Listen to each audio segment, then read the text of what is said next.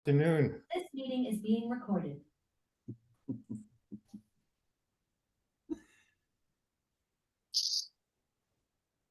Yeah, one more minute, but Lars, when is the bingo gonna move down to the lakeshore? Your guess is as good as mine, or mine is as good as yours. They have sort of said that it will be this spring, but I haven't heard exact date. We don't know what year yet. John, I missed that. Sorry. We don't know what year. City. It's like the subway. Hey, good to see Mike Mui. How are you, Mike? Still getting over the COVID. Oh, God. How many times have you had it? That's my first time. Oh, Not a fun ride. no. I didn't know it was your first time, Mike. Yeah, the first time should be a little nicer, huh? No, it's miserable. I'm sure you can still hear it in my voice. Walter It'll be 2 Wells. weeks on Friday. Huh? Yes, Jackie. David said we could stay on after the meeting, you, Jenny, and I, for a short chat. Okay, very good. Okay, everybody, it's 12:15, so I'd like to get started. It is Wednesday, February 14th, and it's Happy Valentine's Day to those who celebrate. We have 24 people. No, we have 25 people on now, and we actually have two or three guests. One happens to be our speaker, Francesca, from Romero House. And then we also have Joseph, who is an older, was a member with the club, who's considering coming back. So he does know a lot of the people here. And then Joanna, who's here for, I think, our third or fourth meeting. So welcome to all our guests. I'm now going to call upon Laura. I hope she's on. Is she on? No. She's supposed to be doing our reflection. She acknowledged receipt of the reminder. Yeah, no, I know she said.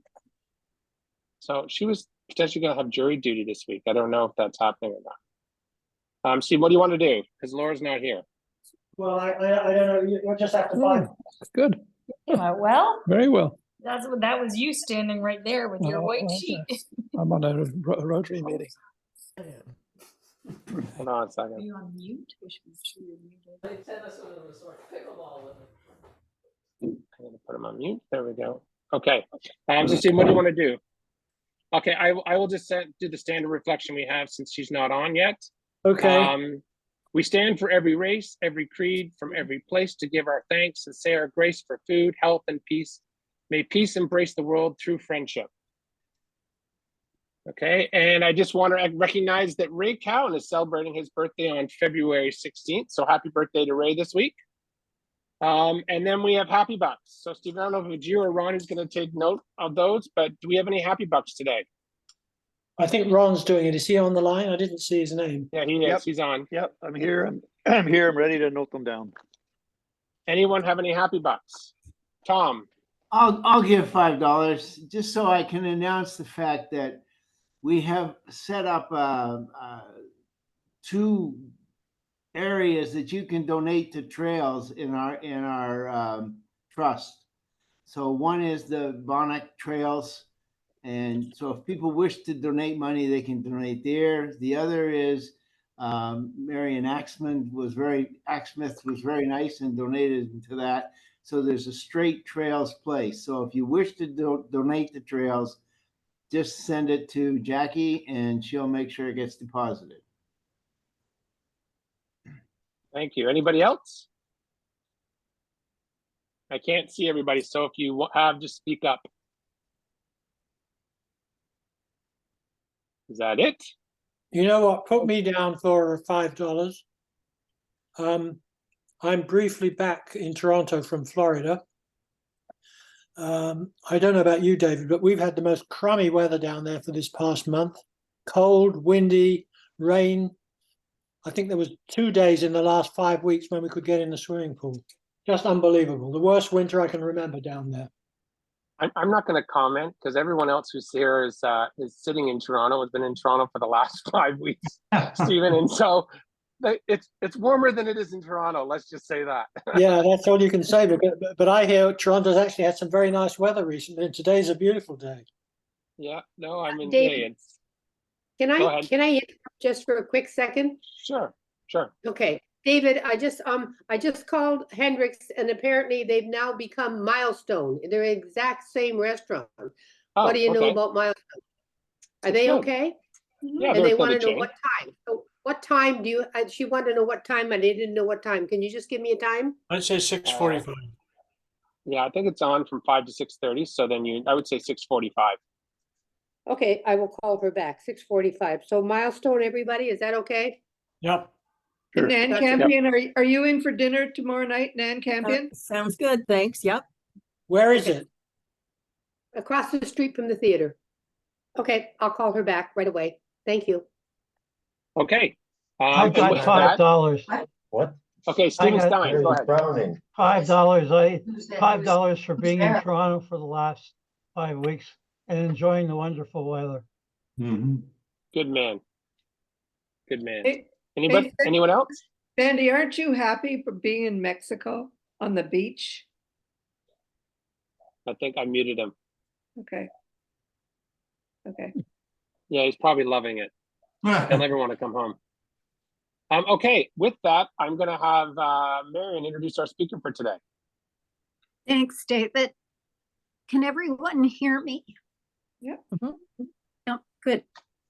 Yeah, it's my pleasure to introduce Francesca Alodi Ross, who is the executive director of Romero House. Romero House is a community of welcome for refugee claimants in Toronto.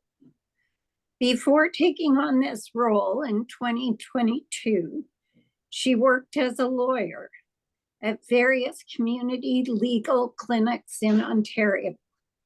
She was president of the board of Cycle Toronto and is a facilitator with the Yes Toronto Jam Leadership Retreat for Change Makers. Welcome, Francesca, and we look forward to your talk today. Thank you so much, Marion. I'll just share my screen.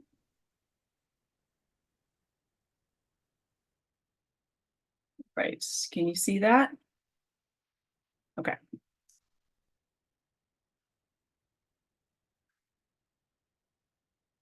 Okay, thank you so much, Marion, for inviting me. And thanks to all of you for the generous contribution to Romero House last year. And I'm excited to share a bit more about what Romero House does. Please feel free to interrupt at any point. If you have questions, just put up your hand, or I'm happy to answer questions at the end.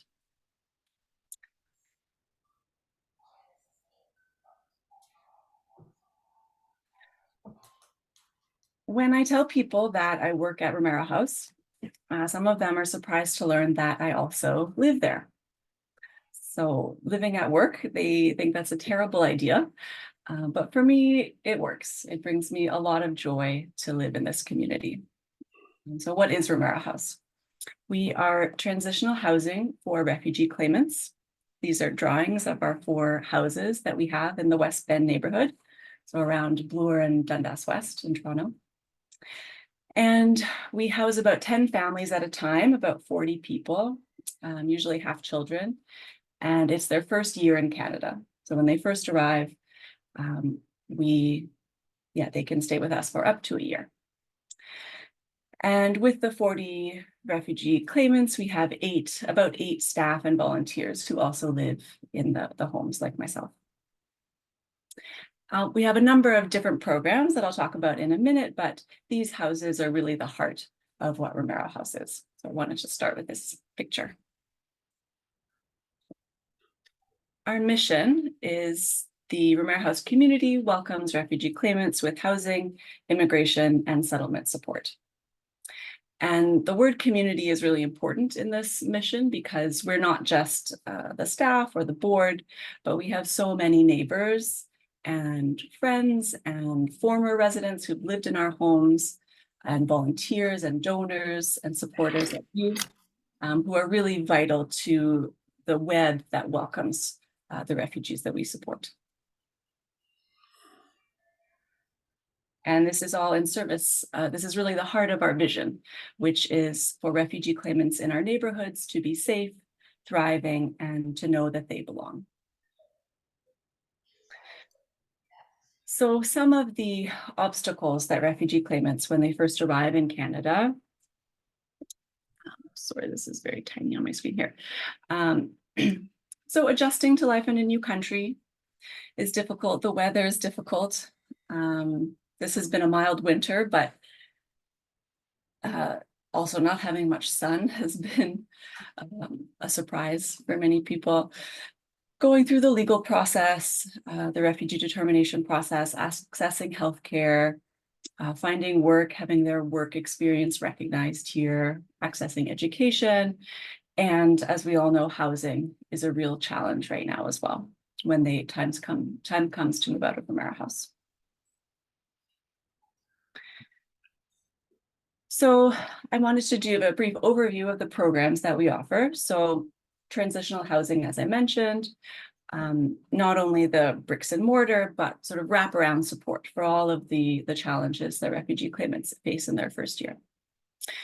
Another program is our guest support. So in addition to the 40 people that live with us, we support about hundreds of refugee claimants every year who don't live with us, but visit. And we help with all of their immigration and settlement needs. The Community Host Program is a newer program that I'll talk about in a bit more detail later, but basically we pair refugee claimants who are here and don't have any shelter, because shelters are full, as you may have seen in the headlines over the last year. And we pair them with people who have a room to spare or a couch to spare and are willing to host them temporarily. We also offer alumni support to refugee claimants after they moved out of Romero House, and community programming. This supports the hundreds, thousands of people that are part of our community.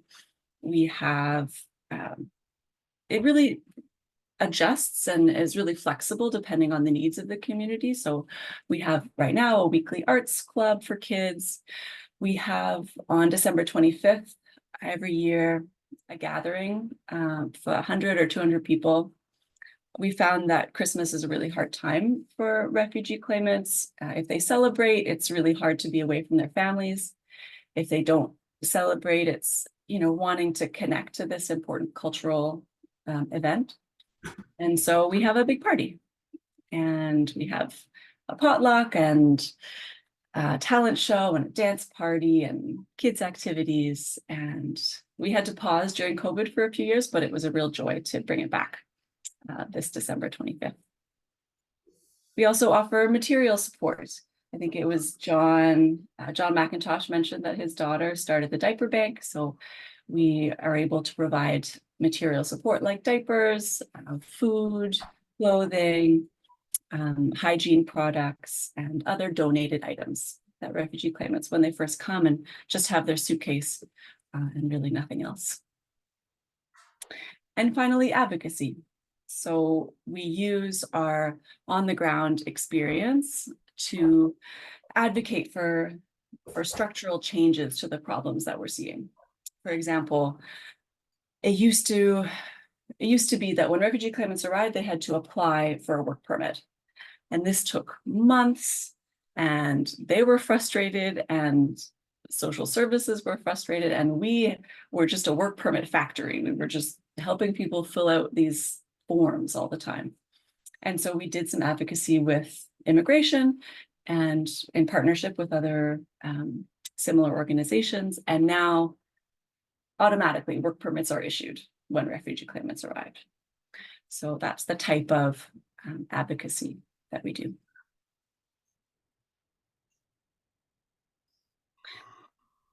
So a few pictures to sort of illustrate some of this programming. On the right, we have our annual Wander Road Street Party, where hundreds of people come out to share and play games and celebrate the Romero House community in our neighborhood.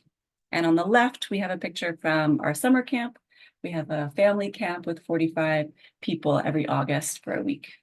That's wonderful. These are just our daily life at the houses. On the left is one of our big community gardens. The top right is behind our Wanda house, where we have activities. The bottom right was, I think, a Mother's Day celebration where women got to make bouquets. That was in our community center on Broad Street.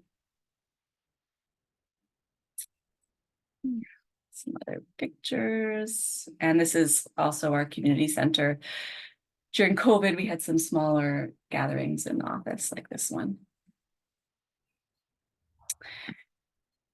And I wanted to share a bit more about the community host program. So I think one of the strengths of Romero House is that we're able to respond to urgent needs that come up.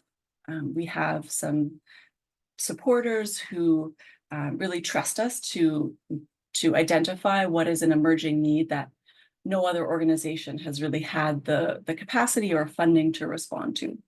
And one of these programs is the community host program. So initially this started in 2016 when the shelters were full, and a lot of Colombian families were showing up to our doors with their suitcases and nowhere to sleep. And so we opened up our living rooms, but eventually, you know, those were full. And so we asked some neighbors if they could house these families. And for many people, it's scary, the idea of inviting a stranger into your home that they don't know and we don't know. But with our experience of 33 years of doing this, of living together with strangers who become neighbors, I think there was trust in us and our experience, and many people did open their homes. And recently we had to restart that program in 2021 when shelters were again full, and we housed 133 people through this program. There was an average stay of 1 month in 2022. In 2023, it was an average of 3 months as the housing situation became even more dire.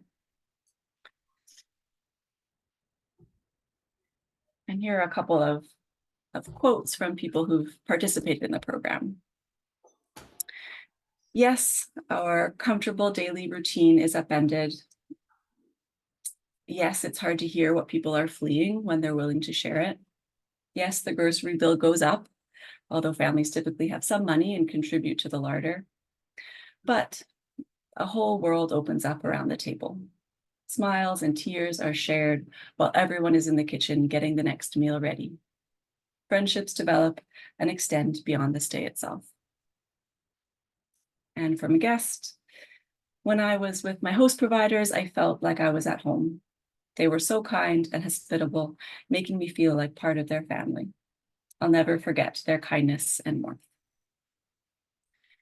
And I want to go back for a minute to the last slide and share a story about a family in the middle. So, in the front row, Rodolfo, and behind him, his wife and their daughter.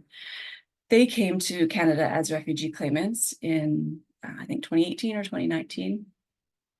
And they didn't live at Romero House, but we supported them as guests, finding housing and all kinds of things. And they have now become hosts themselves. So they live in a 2-bedroom apartment, but they have hosted people on their couch really for about a year. They had various different families staying with them. And it speaks to me to the power of what's at the heart of Romero House, which is really this incredible welcome and kindness that people experience in the hardest moment of their lives. And how that also often inspires them or encourages them to want to give back and give to others. So I'm so grateful for them and for all of the hosts. And it's really it's a gift, of course, to the guests for the housing that they receive and the love and support, and also for a lot of hosts. It's a lot of retired people who live alone, and you know, we saw the Surgeon General's report from the US last year on the epidemic of isolation and loneliness, and for a lot of people, this has been a really valuable and meaningful way to give back. I'm really inspired to see all of the friendship and yeah, beautiful community that you have in this Rotary group. And yeah, for other people, this is another way of connecting with community.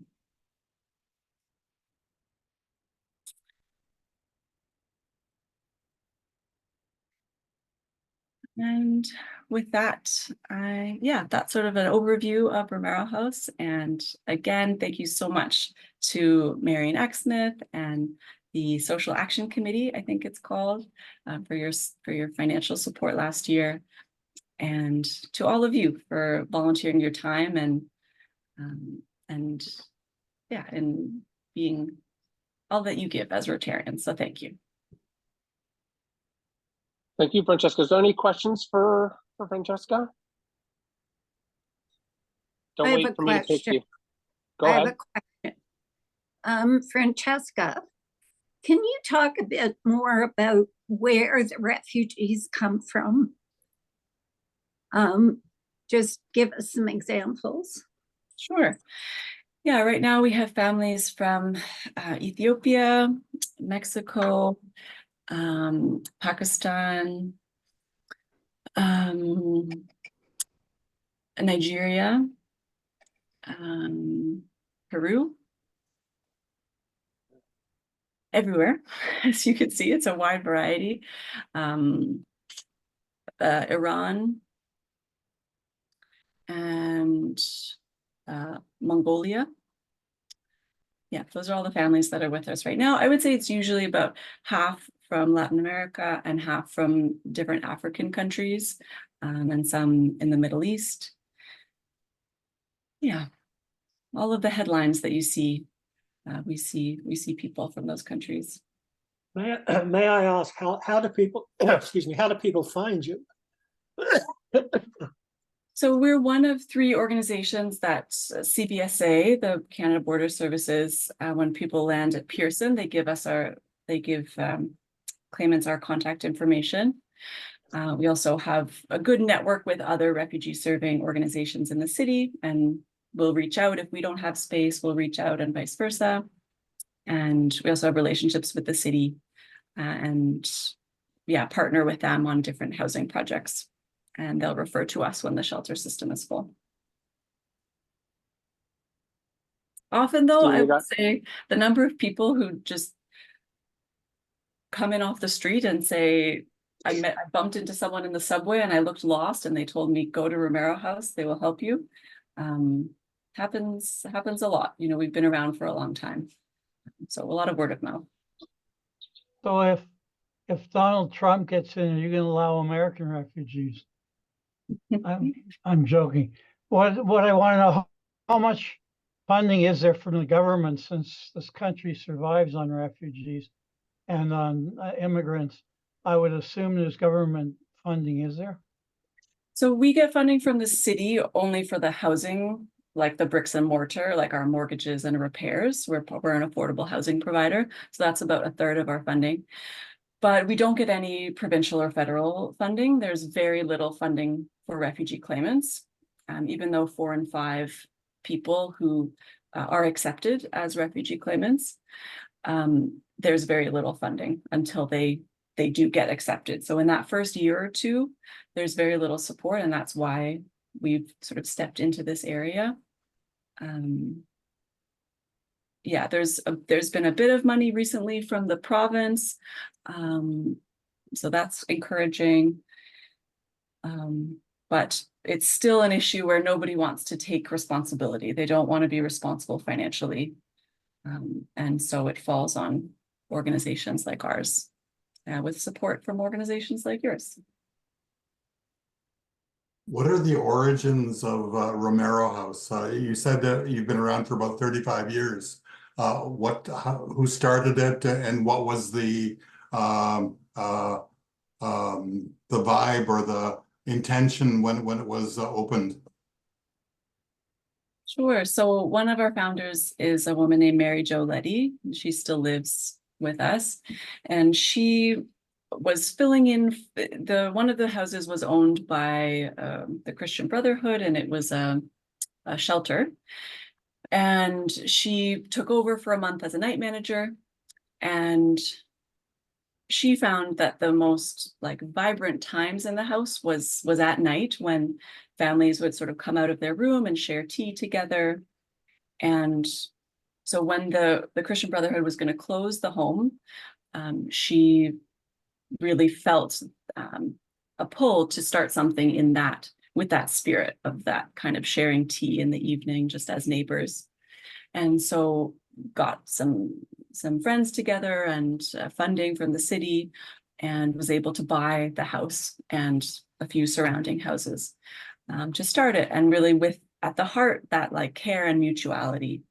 I think she didn't like the formality of sort of the agency model that she felt was there before, and really appreciated just getting to know people as humans and living together.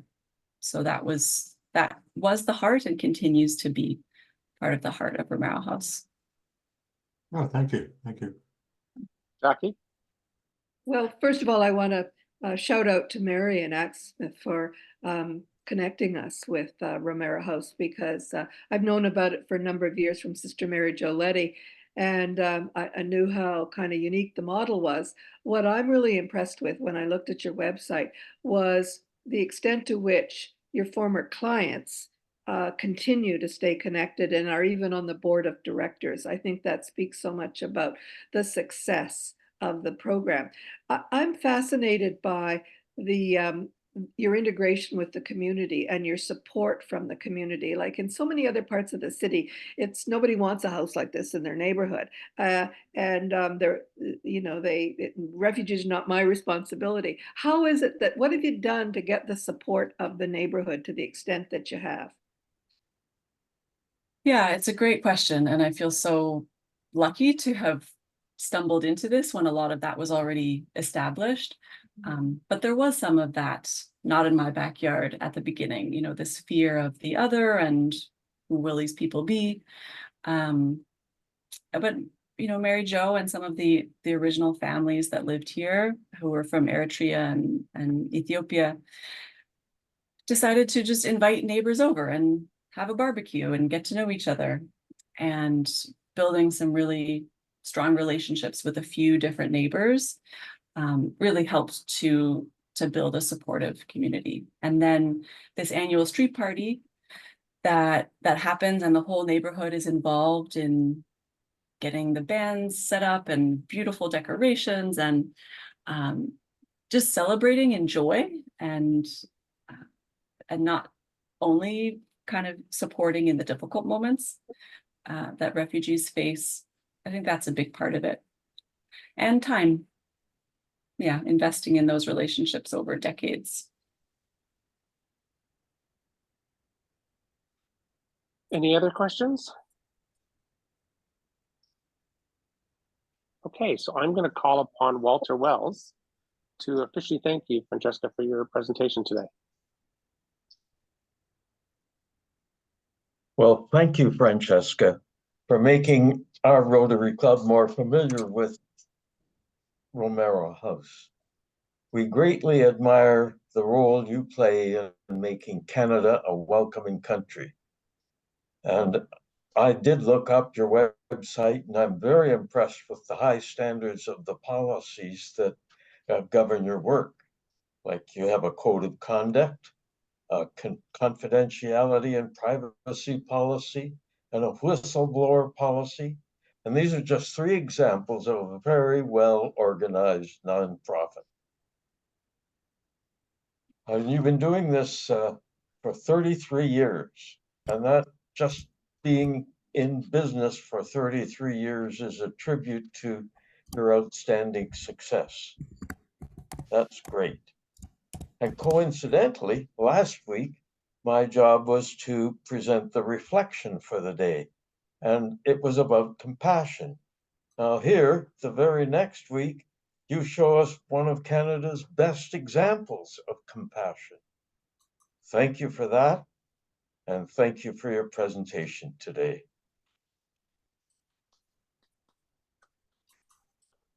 So thank you, Francesca.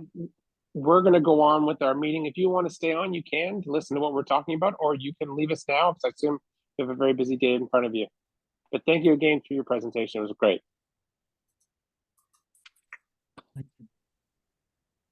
Okay, and with that, I quickly go over some of my president's announcements. So first off, I want to thank everyone who's reached back out to me in regards to our the mentors list. I've got 6 names already who want to be a mentor moving forward. So thank you. We'll get back to you in regards to that and what your responsibilities will be. We have a membership meeting next Monday night, and we're going to go through all that. So thank you for that. So we play hot potato ticket for Behind the Curtain. So Tom couldn't go on Thursday because he had a conflict.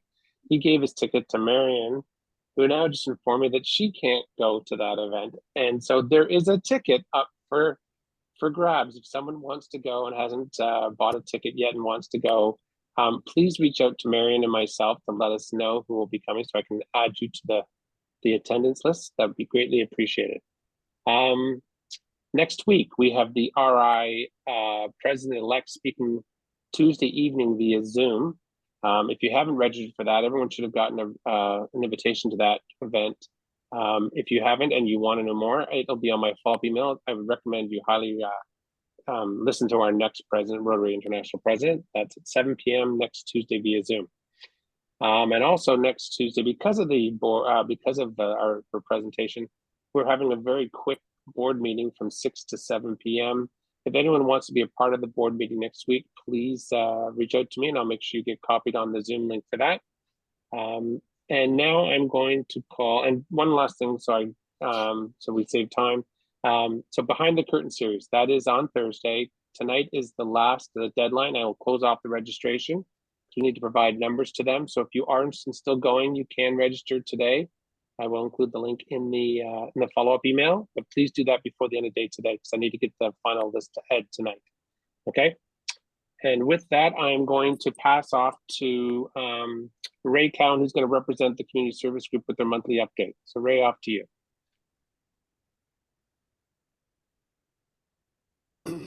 Good. The Community Service Committee has had another busy month.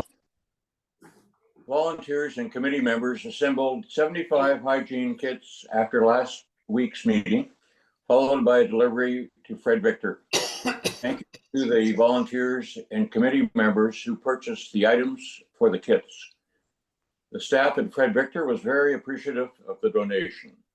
Deliveries to the Good Shepherd continue twice a month, with one of the most recent deliveries including 124 sandwiches, 4 dozen Rice Krispie bars, 48 Dad's oatmeal cookies, 48 bunches of bananas, 2 bags of apples, 2 bags of mandarin oranges, and 1 box of mixed produce for the kitchen.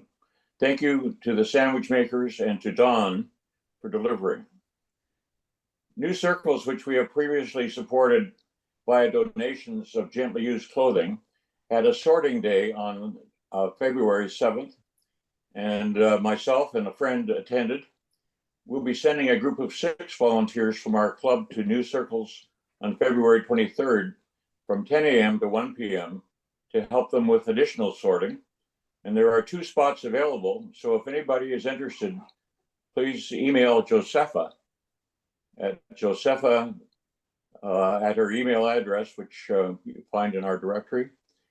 And the committee also looks forward to delivering the 2 food bank checks of $5,000 each to Allen Gardens Food Bank and the Churches on the Hill Food Bank.